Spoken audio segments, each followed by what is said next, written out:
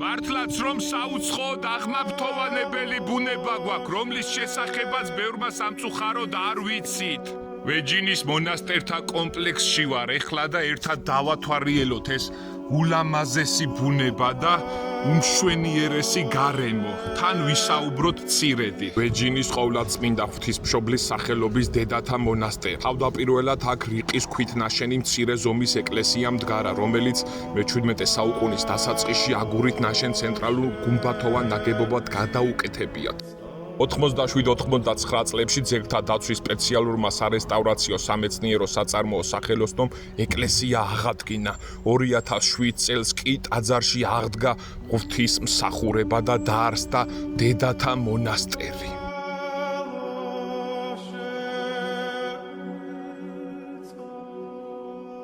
ვეჯინის ამაღლების ეკლესია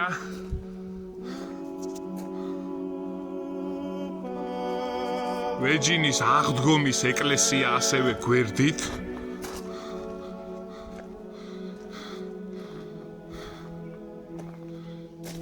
და ვეჯინის ღვთისმშობლის ეკლესია. სამივე ეკლესია არის გვერდი-გვერდ.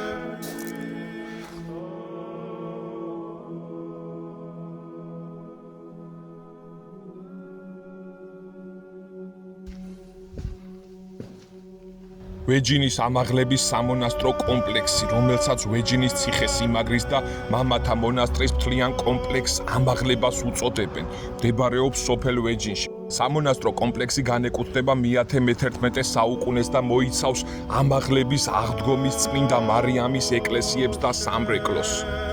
ყოველი მათგანი რამდენჯერმეა გადაკეთებული, უცვლელად დგას მხოლოდ მე-15-მე-16 საუკუნის ორსართულიანი სამრეკლო, ნაგებია რიყის ქვით.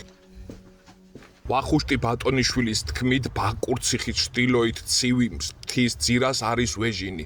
მის ზეით მთის კალთას კლდესა ზედა არს ციხე შენი მაგარი და დიდებული, შიგ გამომდინარე წყაროთი და ეკლესია ღვთაების გუმბათიანი, დიდი, აქაეფლვიან ანდრონიკაანი. ვეჯინის ციხეს მატიანე პირველად მე-10 საუკუნეში იხსენიებს.